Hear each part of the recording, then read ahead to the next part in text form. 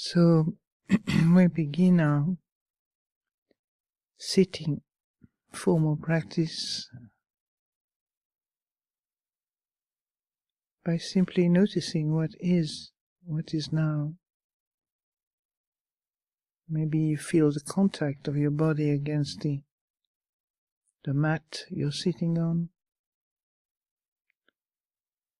the contact of the hands touching each other.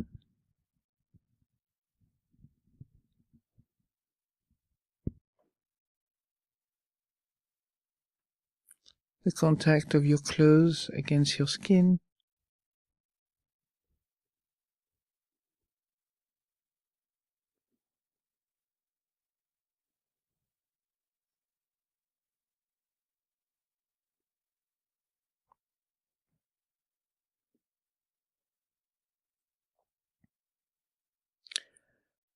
The contact of the cool air in the room against your body.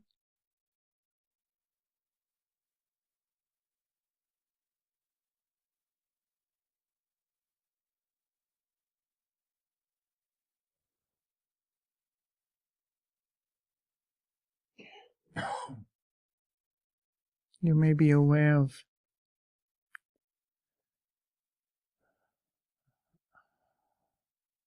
a particular mood,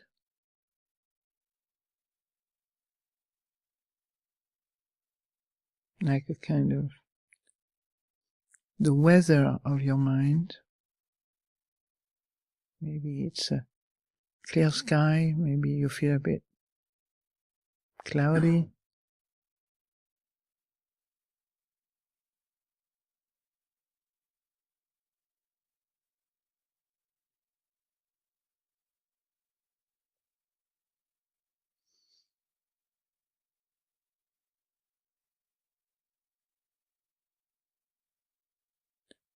There may be lots of thoughts or just a few, kind of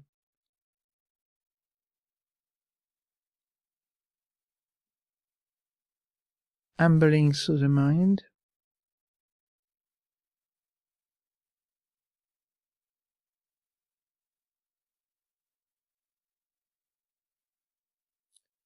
Forget about practicing, forget about meditation right now. Just don't have this kind of pressure on yourself. You are meditating, you don't need to think about it. You are doing the practice right now, so you don't need to carry the burden of having to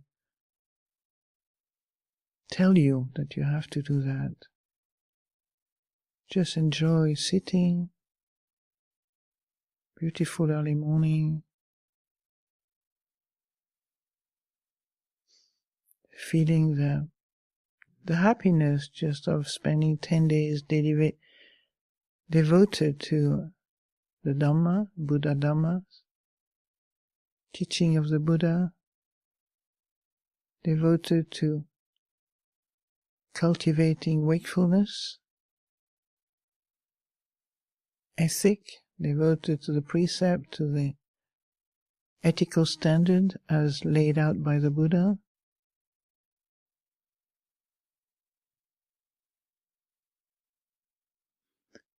A sense of appreciation for oneself, for having the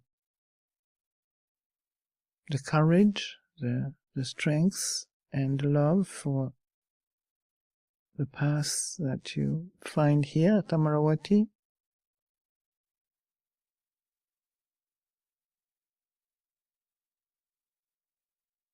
So a sense of appreciation for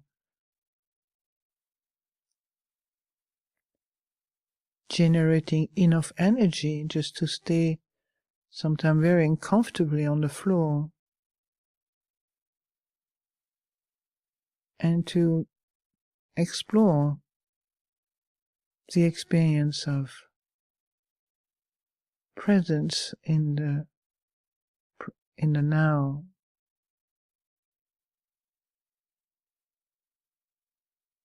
With its kind of happy moment and fearful moment and pleasant and not so pleasant moment and so on. Just to have a direct access to the instability of the mind.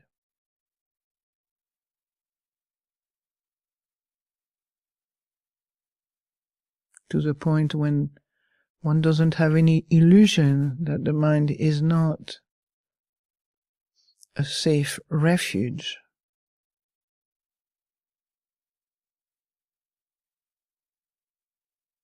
Our refuge is not in the mind. Our refuge is in the mind, of the aspect in yourself that you realize is aware and conscious.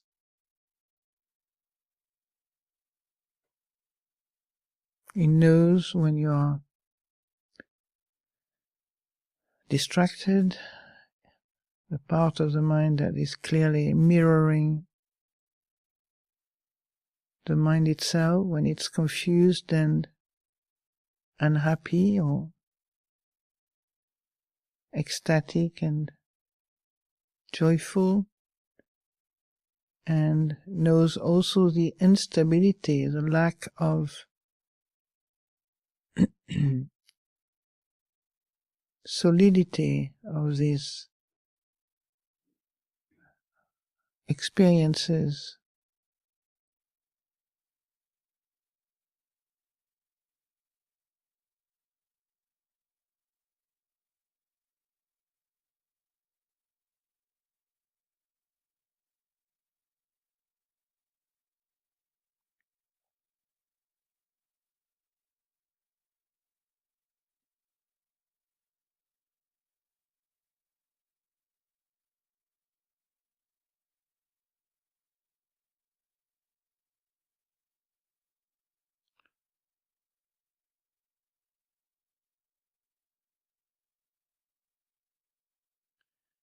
It's very important in one's life as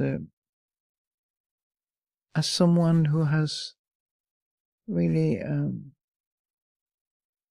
who's dedicating quite a bit of one's life, time in one's life, to turn the attention towards Dhamma, towards meditation, towards the development of Sila, or loving kindness, metta.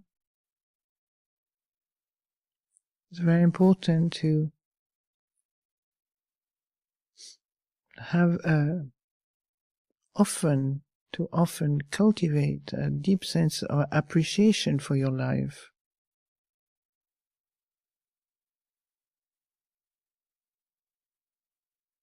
Consciously bring up into one's heart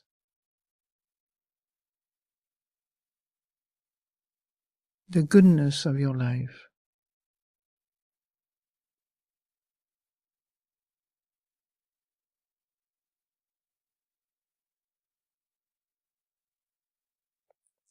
Our friends Mara, that mind which is very good at making you forget the goodness of your mind, the goodness of your life,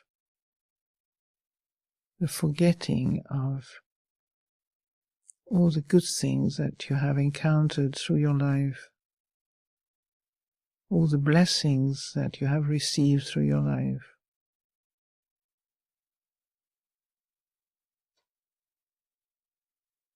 All the support, the kindness of other people.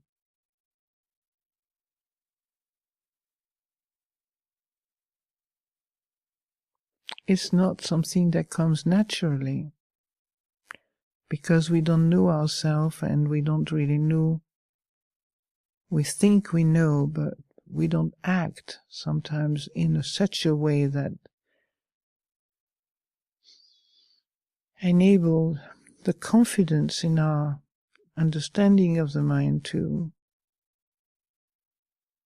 support the mind, to give it strength and to give it good food for the heart, as Ajahn Sundara used to call it, food for the heart.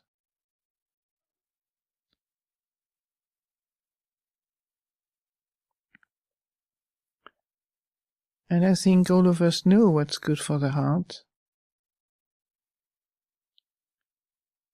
But it's very easy to let it pass by and not really reflect more deeply. What is it that's going to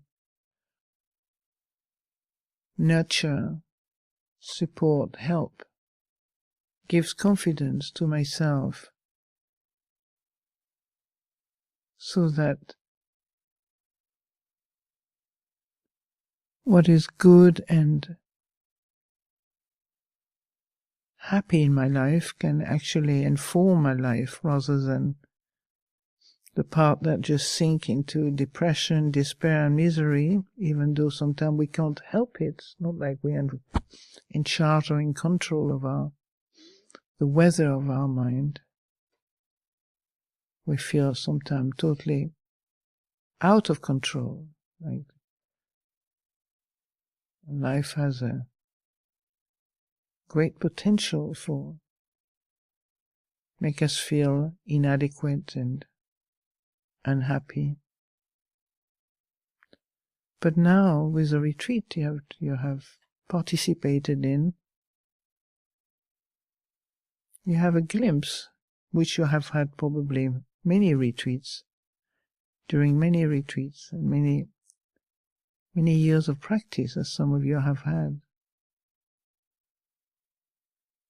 A glimpse of the energy and the effort it takes just to bring happiness to our life. The self program is very limited because it's always about me.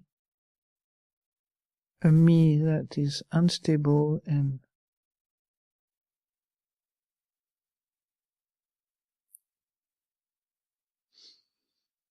untrustworthy.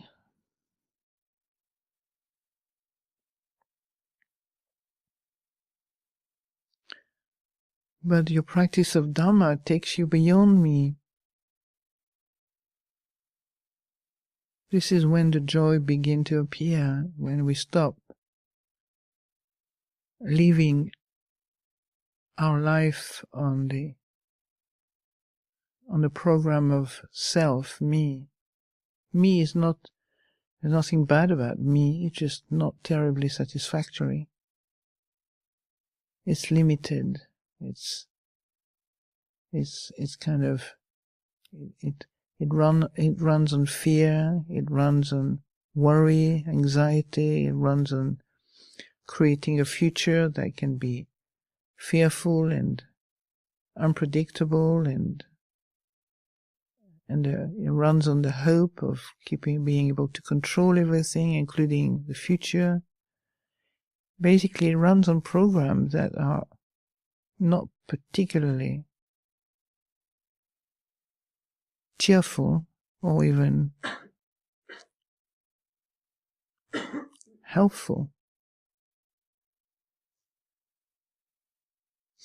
So the path of practice is what takes you beyond the world of me world, the I world, the self world, so that you come to a place of experience, the space and the joy of having options. You're not stuck in one program anymore. You have the option of moving in the world beyond me and mine and I and them and we and against I and so on, and to start truly giving your life a chance to grow, a chance to blossom, a chance to cultivate the confidence in that which is truly good without fear. This is a great blessing.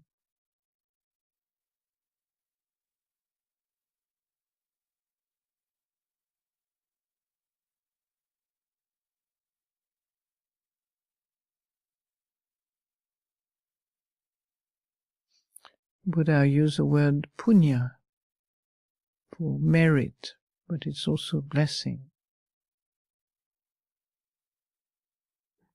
And remember what I said last night, punya, do not fear punya, monks. Punya is another word for happiness, the ability to do what is good, what is generous, joyful, what brings happiness into my world, into my I world, how this world, which is, this mind which hasn't reached full liberation yet, how can I kind of use this life to nurture the good,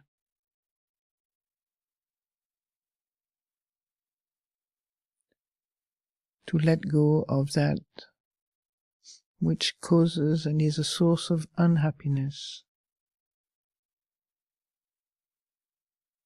and to develop, cultivate, train and help the mind to stay confident and trusting that there is a way forward, a way of transformation, a way of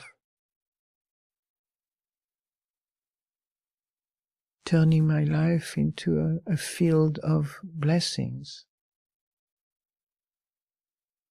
Not just a Sangha, which is a field of blessings, but also in your daily life. You can contemplate, what does it mean to be a field of blessings?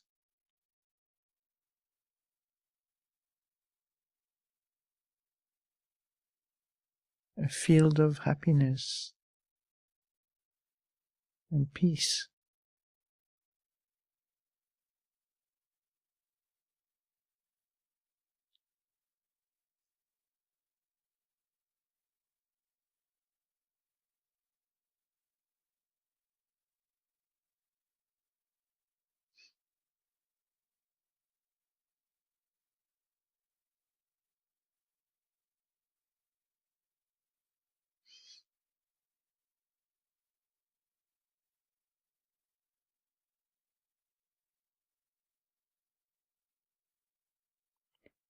Now you can go away from Amaravati with a lovely medicine kit,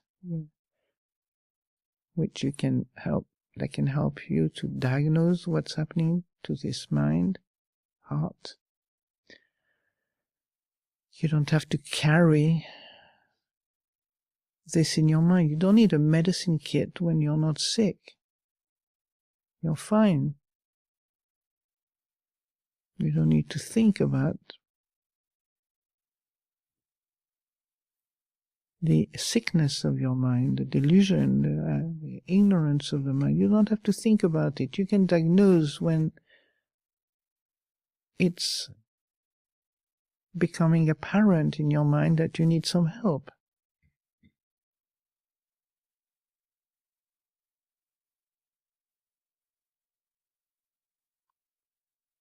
And in the meantime, when the mind is just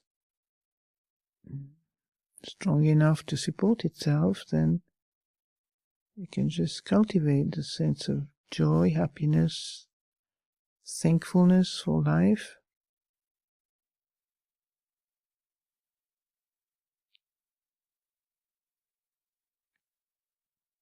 Gratefulness.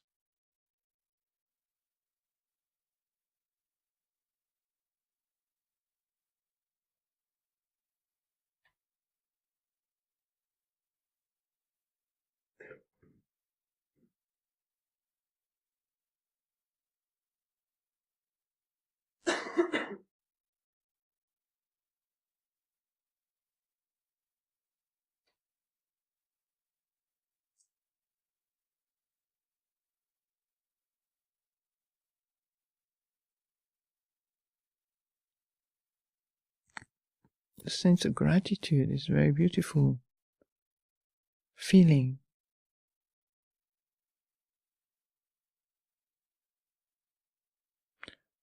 I've seen a number of people being completely transformed from complaining and discontent about their life to turning to that which they can feel grateful for, even if it is only one or two things out of thousands. That gratitude is a great medicine.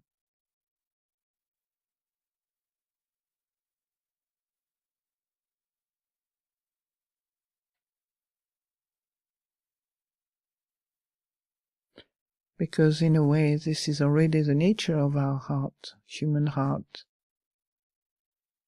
It is touch. As soon as the heart is touched, that sense of gratitude comes quite naturally. It's not foreign to us. It's natural. But many things keep hindering its capacity to manifest in our lives sometimes. We forget it.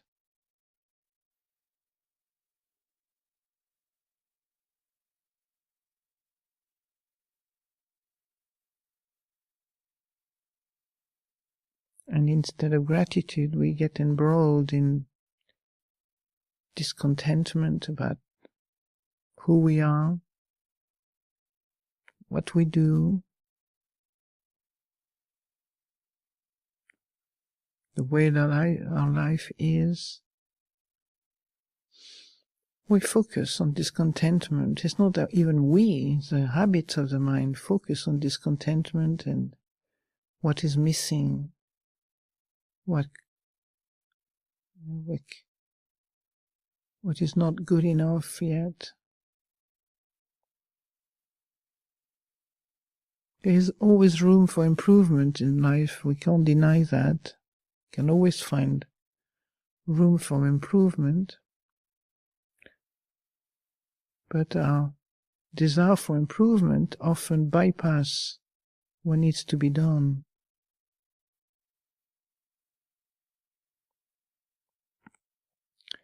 Improvement comes quite naturally with letting go of what you feel needs to be improved. You can just let it go and move on.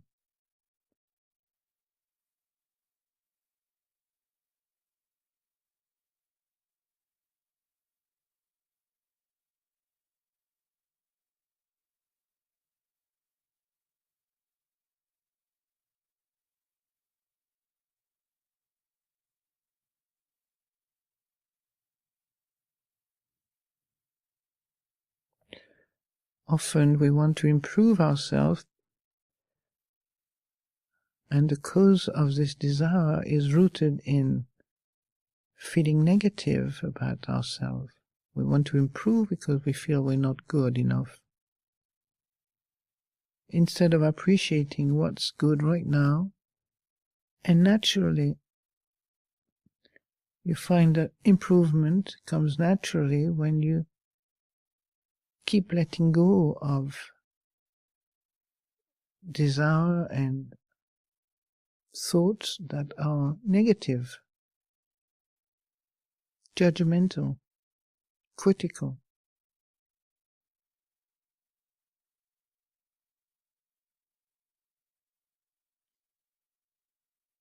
Naturally improve anything that's negative and unskillful, what we know is not skillful, unkind, disrespectful, angry, frustrated, and so on. We know that already. We know they are not good states of mind, but that's all we know sometimes. We don't really have options.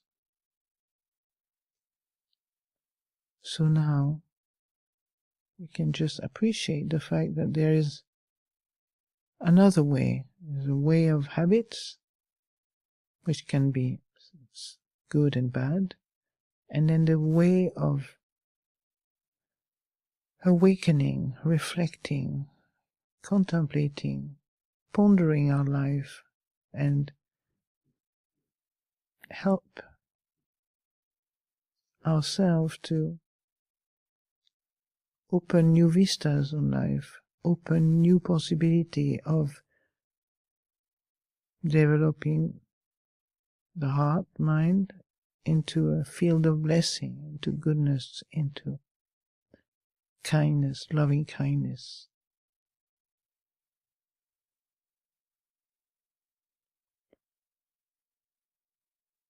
And if you think that people might make a fool of you by just turning to the Dhamma instead of avidya, well, just keep it quiet. You don't need to claim this on the roof of your house, that you're becoming a good person. People will laugh at you. So you don't need to tell everybody. Just you can talk to your good friend about what you're doing in your practice. Most people don't understand. We are now own often. We feel isolated, perhaps, because we don't have many people who understand us.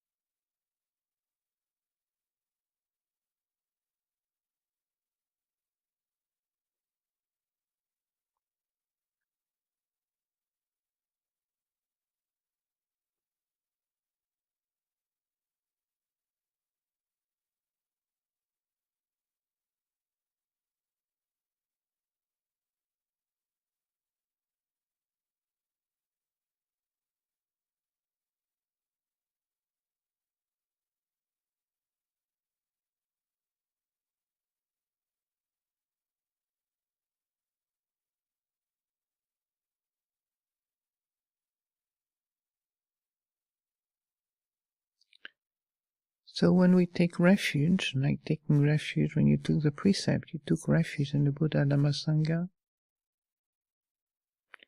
When you'll take the 5 precepts, you also take refuge in Buddha Dhamma Sangha. And these refuges are just words when we recite them in such a way, but in terms of experience, taking refuge in the mind that is aware and mindful and heedful and awake, that's a refuge in the Buddha.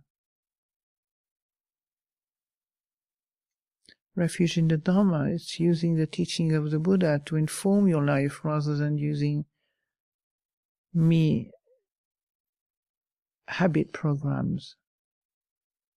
You can use a teaching that you've known, that you have practiced, that you have developed and cultivated, and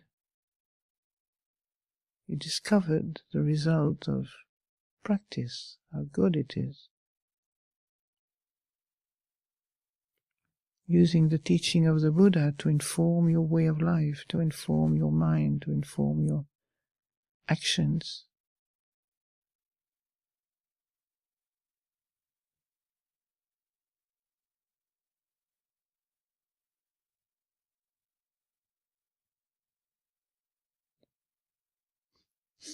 To inform you to just continue to be patient, to be really patient with the difficulty of your life, the difficulty of an unruly mind, unstable and not yet trustworthy. A trustworthy mind is a mind that's been well trained, that has gone through that's gone to the path of practice and knows itself well. It's like a mind that knows itself well is a trustworthy mind, because then your speech is trustworthy. Your actions are trustworthy. People can trust you. They feel confident with you.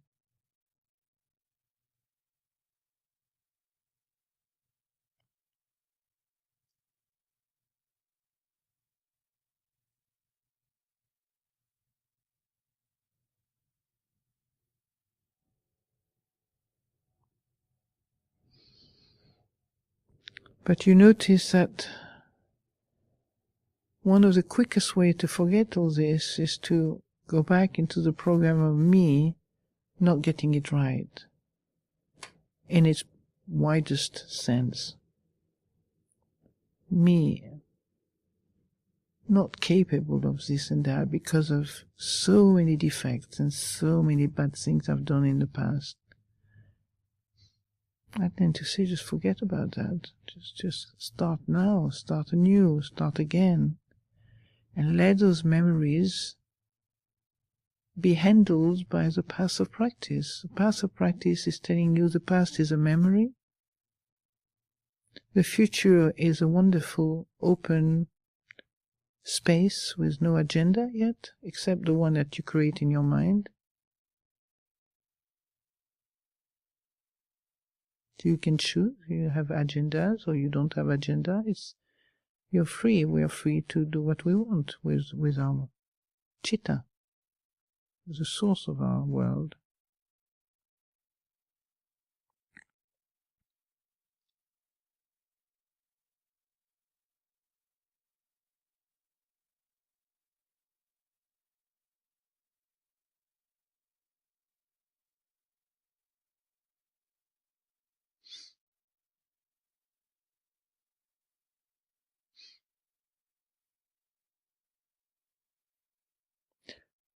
And we have to double check how we relax ourselves, how we bring ease of being in ourselves, how we deal with stress, how we deal with our unhappy mind. Sometimes what we do is not always helpful. It's important to double check the result. Are there things that lead me to a better place in myself, or are there things that lead me to a place of feeling guilty and remorseful, feeling regret, and so on?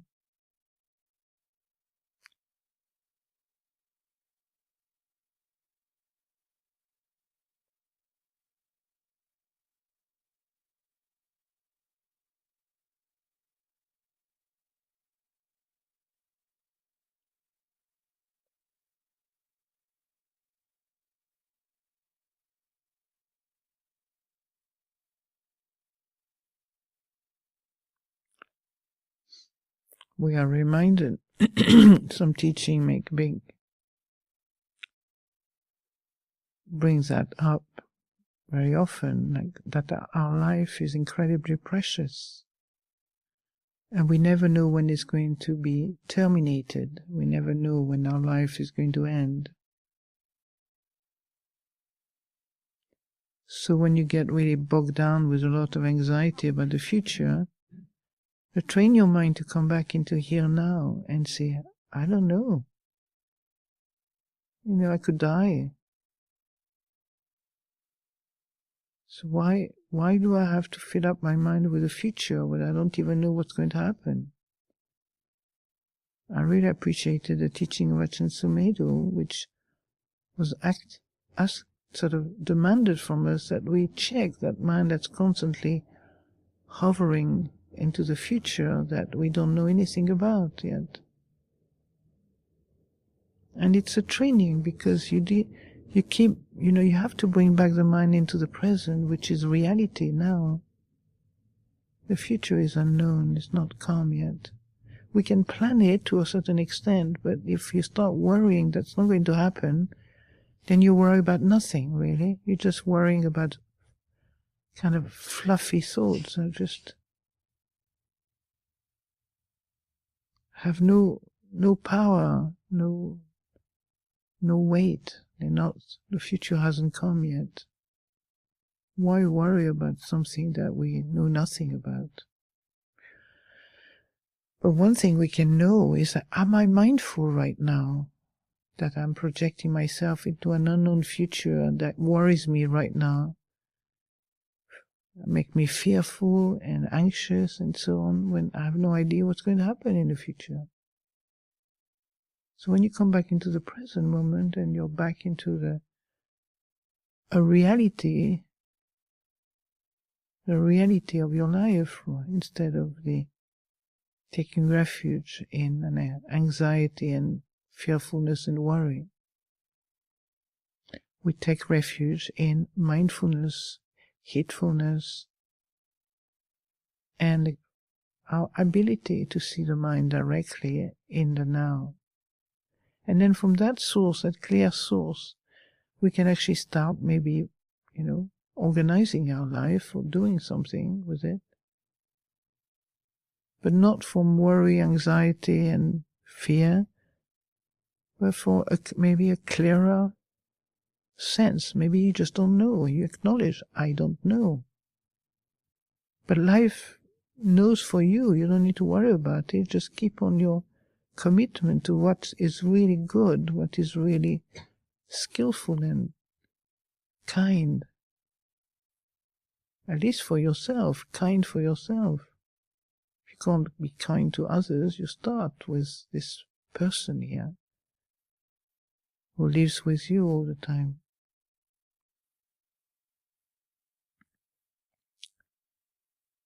And then lo and behold, when you can be really empathetic and kind to this person, then instead of projecting your anger inside, you can suddenly find the mind is naturally inclined to relate to a human being rather than projections and ideas and imaginations based on causes that are not particularly supportive of happiness or well-being or balance or harmony in ourselves.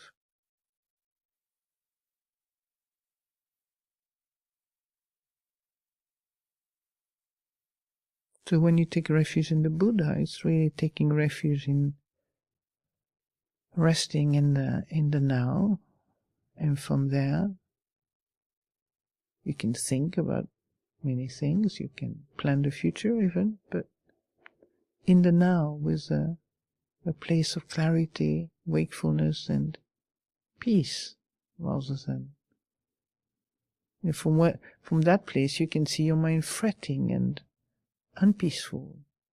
It's quite magic, really, that we can be in two worlds at the same time.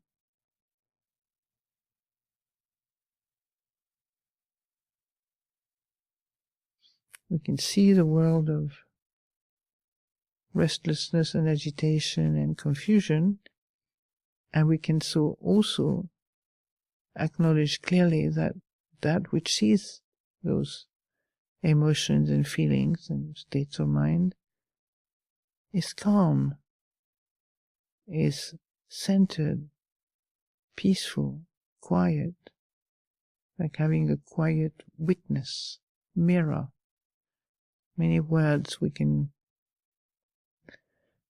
conjure up to describe this quality of mirror of our mind, of witnessing, knowing. The more you use this refuge, the stronger it gets. So don't forget to use this refuge of wakefulness, because it really grows by being made use of. That's what I remember noticing so clearly. The more I have the ability to return to the present moment or now, to the source of the mind, the more it does it by itself naturally, because this is a place where there is no danger there. You can see danger clearly, but it's a place that enables you to see clearly if there are dangers or not.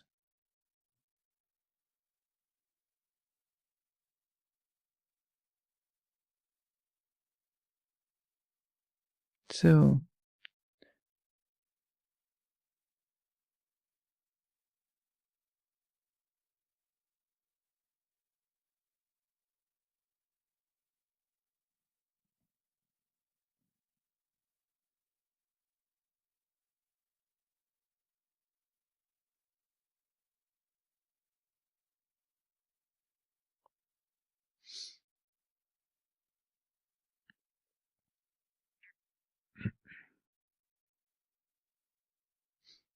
for a long time the mind hasn't reached a level of equanimity.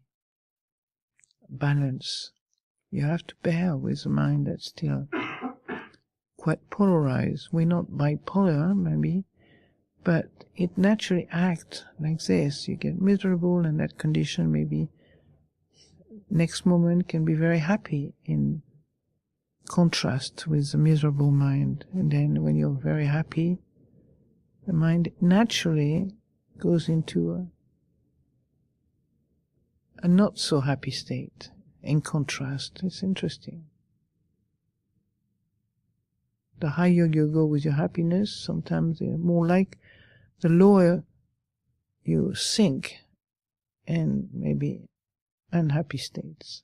So eventually, by noticing this ups and downs, by noticing the automatic movement of the mind to rejoice and then to be feeling miffed and disappointed, up and down, it's just the mind doing its thing. That's what it knows. The more you see them, the more equanimity grows. It doesn't grow by just becoming an equanimous persona, because that doesn't last very long. And if you're attached to being an equanimous persona, be prepared to be tested. Life is very alive.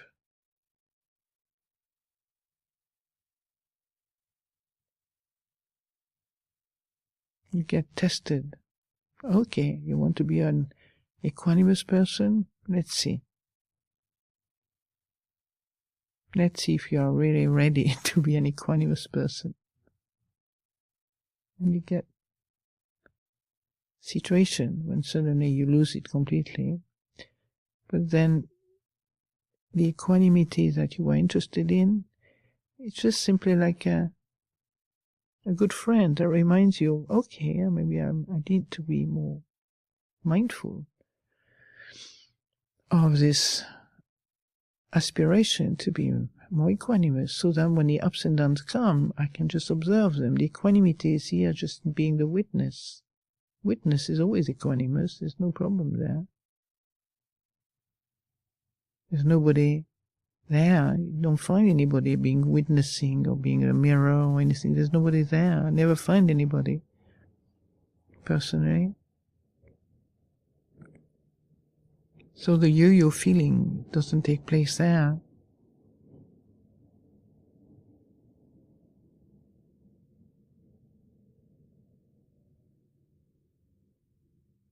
But it can see the ups and downs of your mind.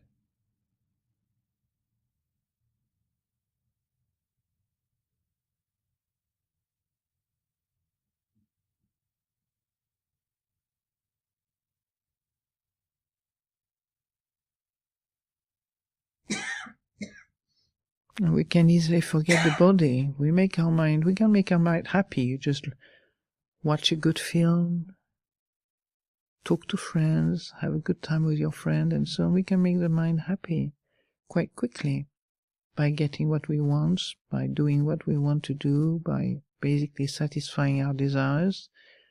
The mind can be temporarily quite happy. But the thing we forget is the body. We don't really pay much attention to the well-being of our bodies, to bring a sense of the feeling, to let the feeling of happiness course through our body, physical body. We can carry around our body like if we were dragging a bag of flesh, not really realizing that this body is a mirror often of what goes on in our mind. Instead of reading it like that, we tend to feel, perhaps we judge our body as being a really useless burden that stops us from, when it's sick, that stops us, we feel upset because it stops us from doing what we want. So instead, you can start maybe a whole regimen of exercise and maybe a diet to facilitate your digestion and your and the nourishment of your body. You can, even if you forget it for weeks on end, you can still remember, okay, maybe my body needs some support, some help. Going walking, eating things that is not too difficult to digest. Not being obsessed with the mind wanting a body a certain way all the time. Our thoughts are good thoughts, but when they go on overdrive, they start generating stress. So we have to be careful.